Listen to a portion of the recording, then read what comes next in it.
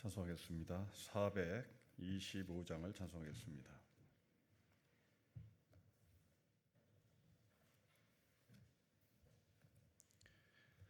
425장을 찬송합니다.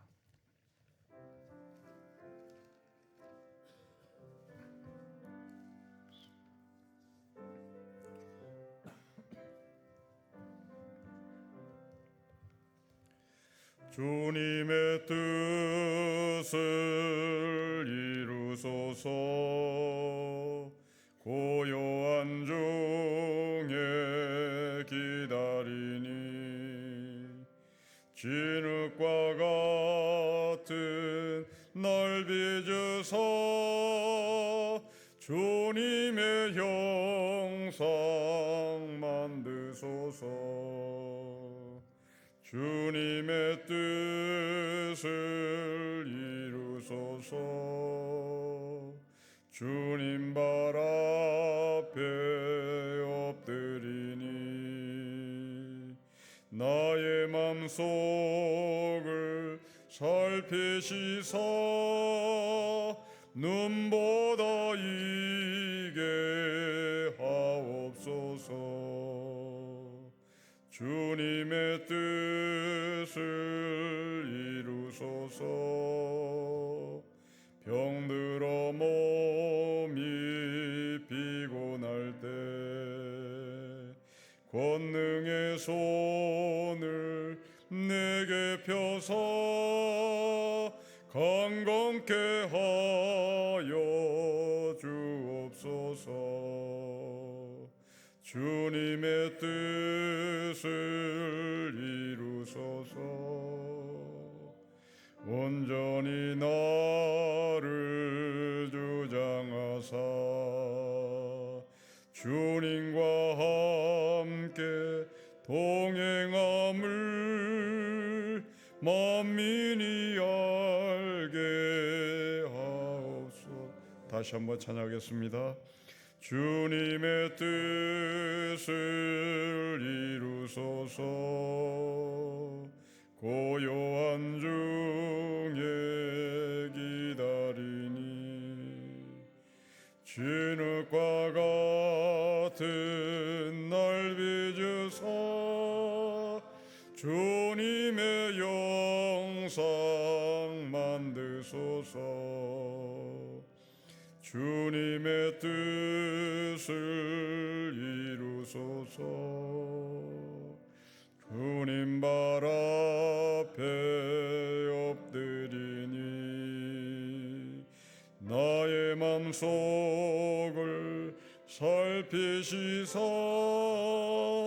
눈보다 이게 하옵소서. 주님의 뜻을 이루소서. 병들어 몸이 피곤할 때 권능의 손을 내게 펴사 강건케 하여 주옵소서. 주님의 뜻을 이루소서. 온전히 나를 주장하사 주님과 함께 동행함을 만민이 알게 하옵소서.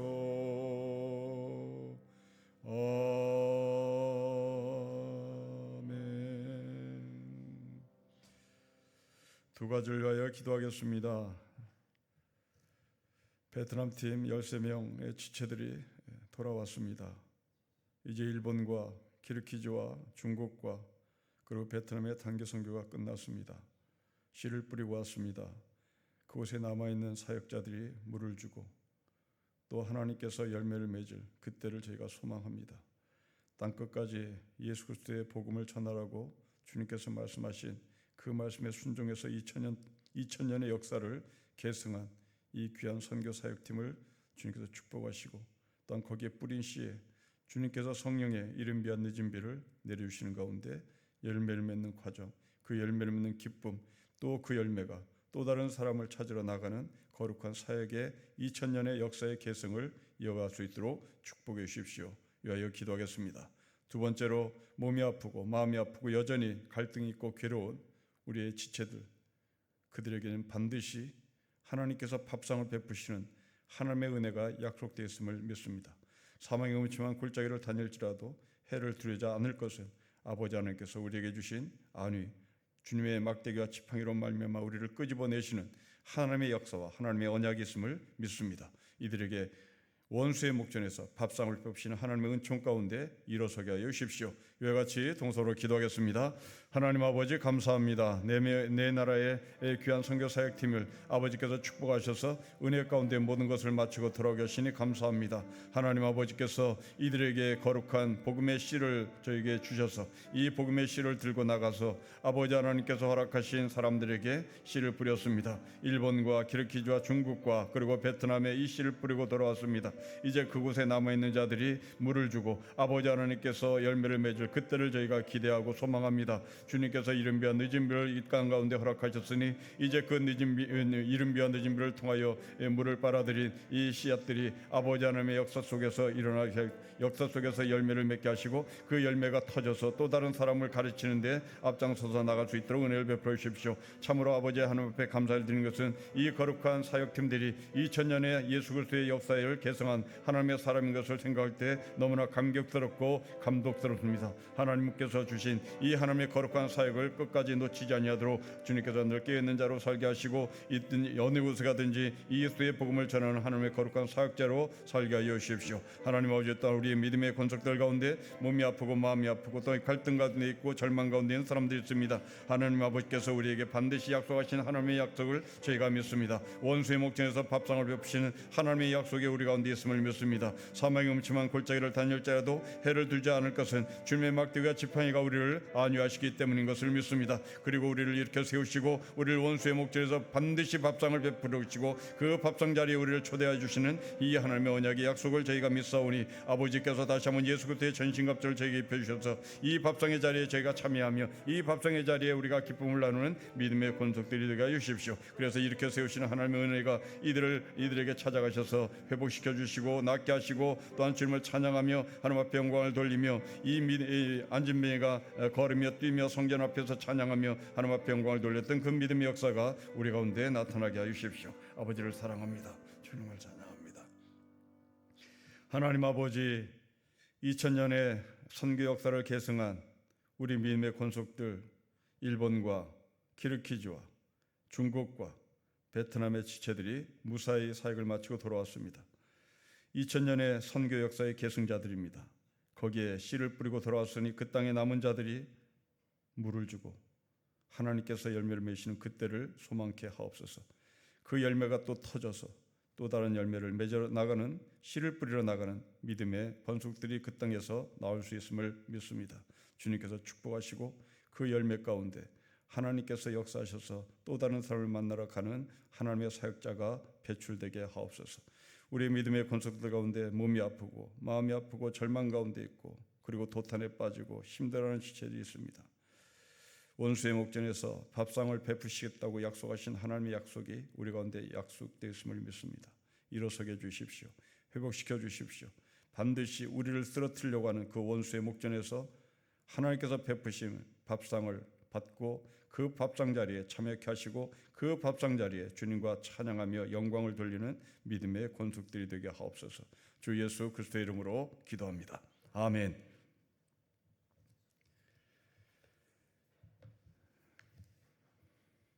열왕기하 10장을 보겠습니다.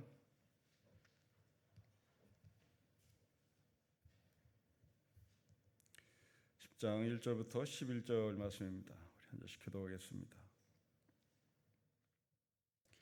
아합의 아들 70명이 사마리아에 있는지라 예후가 편지들을 써서 사마리아에 보내서 이스라엘 귀족들 곧 장로들과 아합의 여러 아들들을 교육하는 자들에게 전하니 일러스되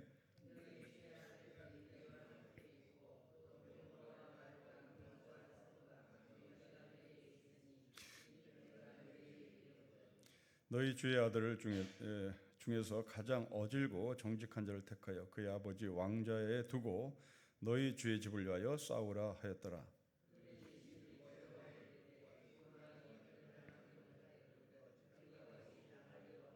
그 왕궁을 책임지는 자와 그 성읍을 책임지는 자와 장로들과 왕자를 교육하는 자들이 예후에게 말을 전하되 우리는 당신의 종이라. 당신이 말하는 모든 것을 우리가 행하고 어떤 사람이든지 왕으로 세우지 아니하리니 당신이 보기에 좋은 대로 행하라 한지라.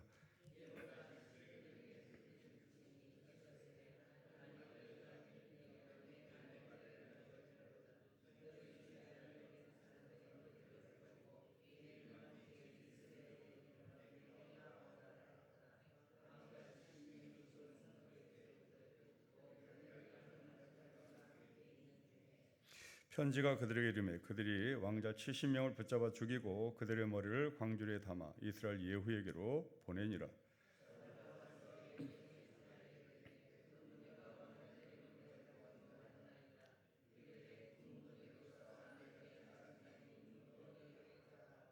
이튿날 아침에 그가 나가서서 뭇 백성에 이르되 너희는 의롭도다. 나는 내 주를 배반하여 죽였거니와 이 여러 사람을 죽인 자는 누구냐?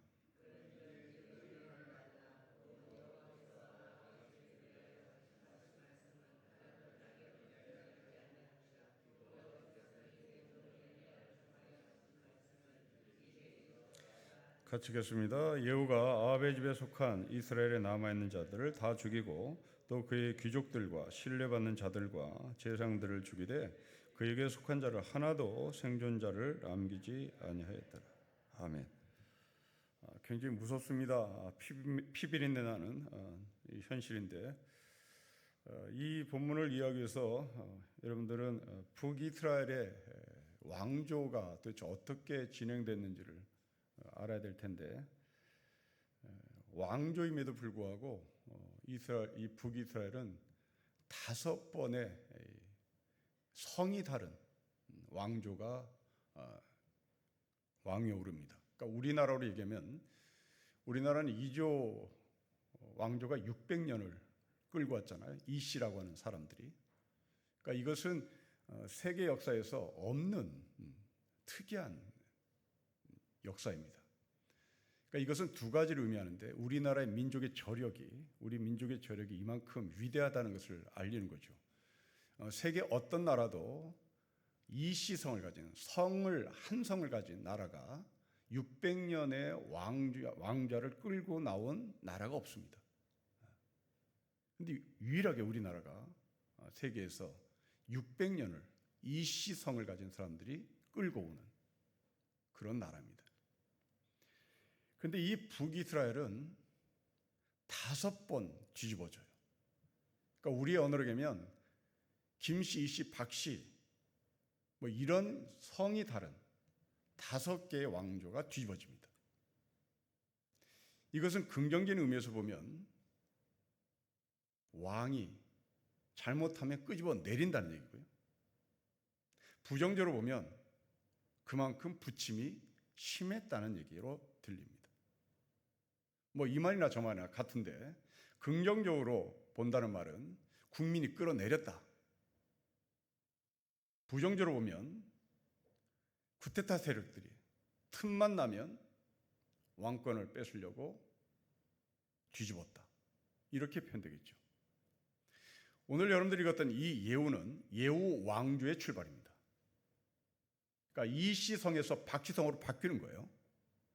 이 예후 왕조의 출발인데 이 예후가 엘리사를 통하여 왕이 되죠.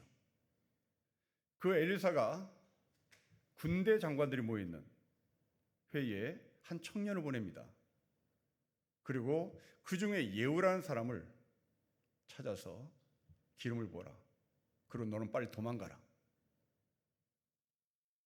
그 지시를 해요.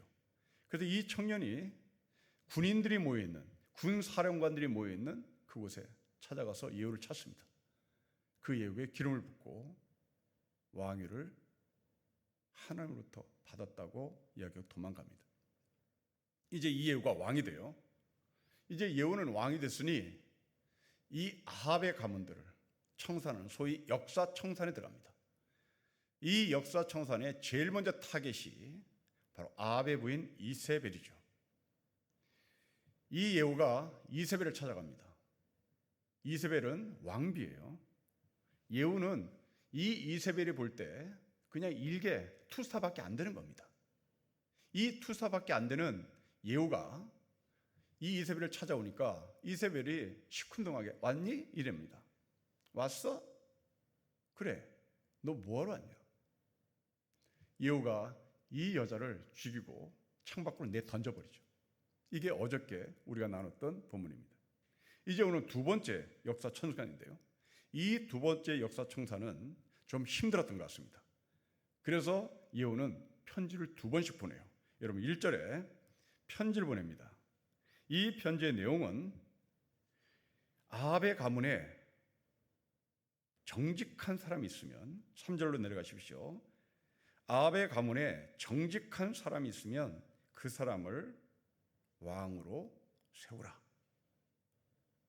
이미 자기가 왕인데 예후의 가문에 정직한 자가 있으면 왕으로 세우라 하고 편지를 보냅니다.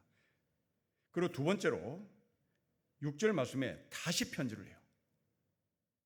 그렇다면 이것은 이세벨을 죽이는 것처럼 그렇게 쉽게 죽이지는 못한다는 거죠. 뭔가 힘들었습니다. 뭔가 역사 청산하는데 굉장히 장벽이 높았다는 얘기예요. 아니나 다를까 여러분 1절 말씀에 다시 보시면 70명 있습니다. 아합의 자손이 70명이 있으니 이거 한꺼번에 몰아칠 수는 없는 거죠. 그 전략을 짜야 되는 겁니다. 그 중에 정직한 자가 있으면 그 정직한 자를 왕으로 세워서 나는 물러나겠다는 거죠. 그리고 편지를 보내니 그 70명을 에워싸고 있었던 지도자들, 교육하는 사람들, 참모들 이런 사람들이 4절부터 5절까지 고개를 절레절레 흔들면서 없어요. 당신이 왕입니다.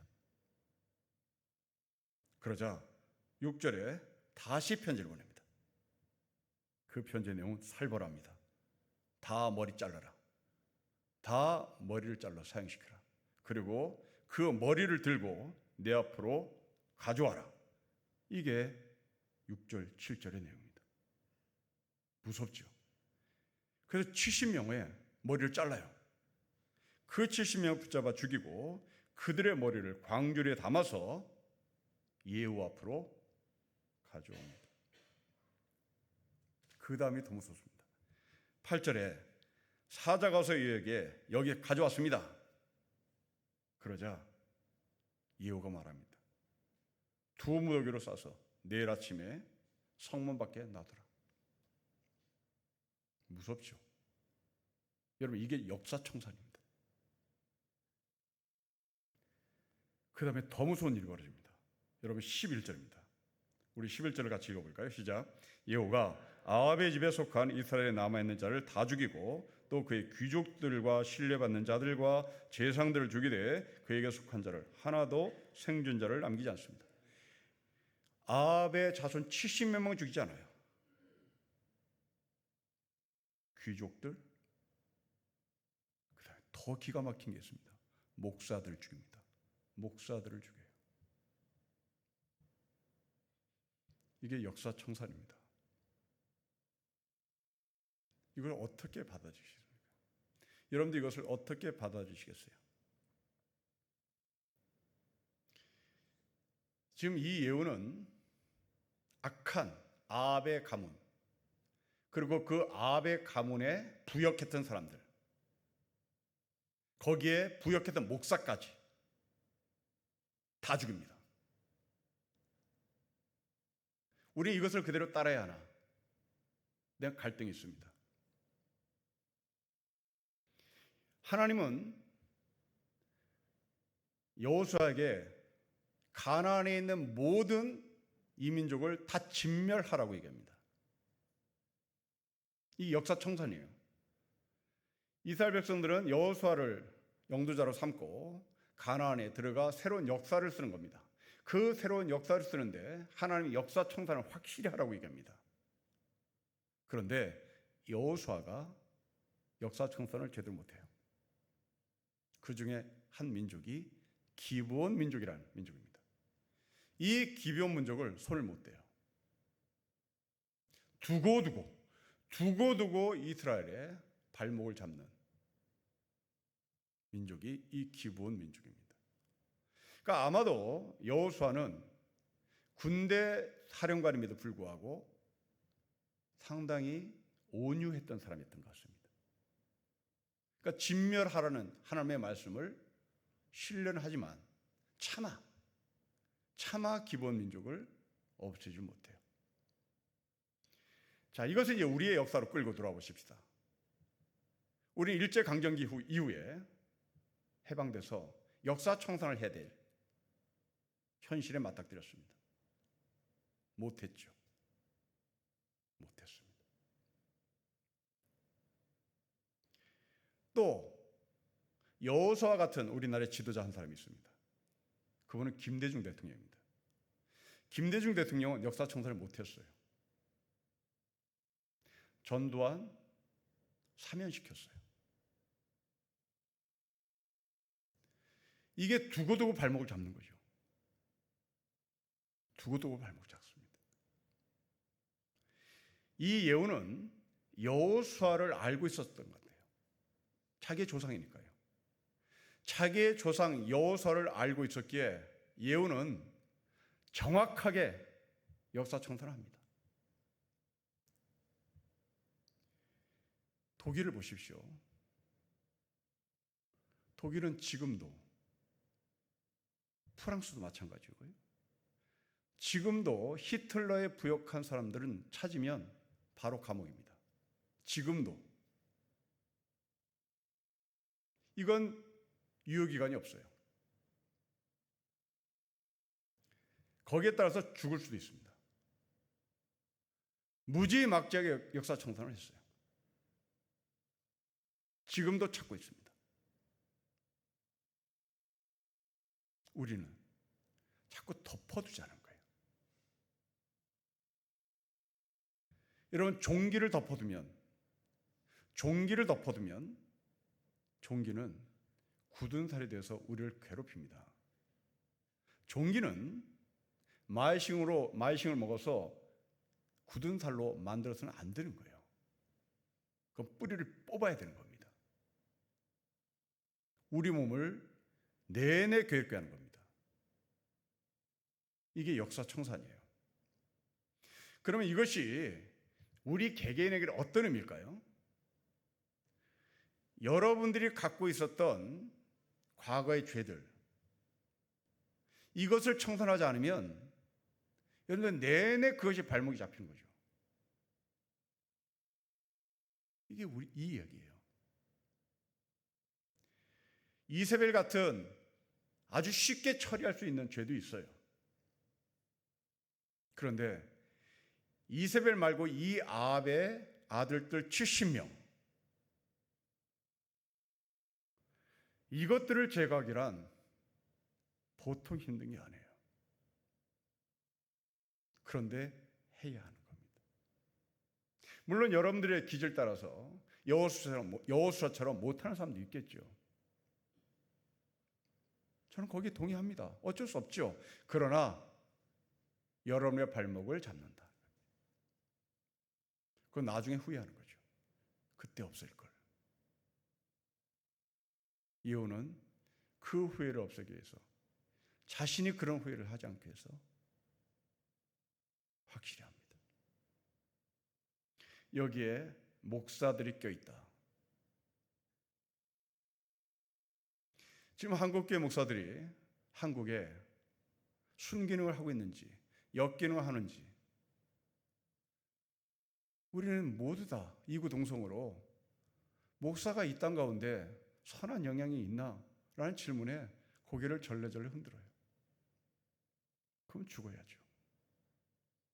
그러면 잡아 죽여야죠. 이게 예후의 영성이었습니다. 한국교회 세습하는 교회들, 이 예후의 왕조의 이야기를 통해서 적용을 해보십시오. 김씨로 계속 세습을 한다? 언젠가 뒤집어진다. 김씨에서 이씨로 간다. 언젠가 뒤집어진다. 뒤집어지는 것으로 끝나는 것이 아니라 네 죽는다. 그것도 무섭게 죽어요. 70명의 머리를 자른다. 끔찍합니다. 이게 악의 뿌리예요. 이 악의 뿌리는 그렇게 질기도록 우리의 발목을 잡습니다. 이걸 빼야 하는 거죠. 우리 개개인의 삶, 도대체 밀고 들어갈 수도 없는 이 아베 70명, 그리고 이것들을 이 70명 보유하고 있는 당시 지식인들, 당시의 제사장들, 이들이 똘똘 뭉쳐서 이스라엘을 망가뜨리고 있습니다. 한국을 망가뜨리고 있는 이 70명 세력들, 그 70명을 보유하고 있는 이 땅에 죽어야 할 목사들, 이름을 대라고 하면 숱하게 될 수 있겠죠. 그들은 이미 죽었습니다. 성도 여러분, 여러분들의 깊은 뿌리는 무엇입니까? 그 깊은 뿌리는 이스라엘 내에 있어요. 이스라엘 밖에 있지 않습니다. 지금 이건 내전이잖아요. 이건 이민족이 아닙니다. 자기네 안에서 이루어지는 내전이에요. 아주 오래전에 예수전도회라고 하는 그 선교단체에서 책을 하나 출판한 책이 있는데 그 책 제목이 내 마음의 벽이라는 제목입니다. 이 책에 보면 어느 한 사냥꾼이 밖에 나가서 열심히 사냥을 해요. 그리고 집에 들어와서 이제 나 사냥 다 끝났다. 그리고 옷도 벗고 화살도 내던지고 다리 뻗고 등에 기대서 쉬고 있었습니다. 그런데 그 벽에 숨어있던 독사가 이 사람의 등을 물어요. 독이 전신에 퍼져 죽습니다. 무슨 이야기를 하고 싶었던 거예요? 네 안에 독사가 있는 거예요.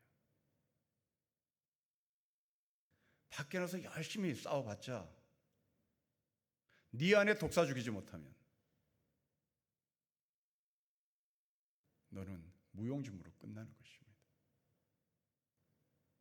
이게 내 마음의 벽이라는 말입니다. 내 마음의 벽에 독사가 숨어있다는 얘기입니다. 우리나라의 역사청산 하지 못해서 지금까지 이렇게 고통스럽게 옵니다. 앞으로도 요연할 것 같습니다. 앞으로도 우리는 계속 이렇게 지긋지긋하게 싸우면서 살겠죠. 넌더리가 나도록 싸우겠죠. 이건 다 우리의 원죄입니다. 독일처럼, 프랑스처럼 그렇게 뿌리를 뽑고자 하는 의지가 우리 가운데 없습니다. 우리 개개인에게 다시 적용하십시오. 내 안에 숨어있는 70명, 그리고 그것들을 포위하고 있는 그것들이 이 70명을 포위해서 70명이 갖고 있는 권력을 빨아먹는 제사장들, 지식인들, 이것들은 내 안에 무엇인지 생각해 보십시오. 여러분들의 욕심, 여러분들의 권력, 여러분들이 뿌리채 뽑지 못한 습관, 그런 것들이겠죠. 그것들을 뿌리지 못하면 우리는 죽는다는 사실을 꼭 기억하십시오.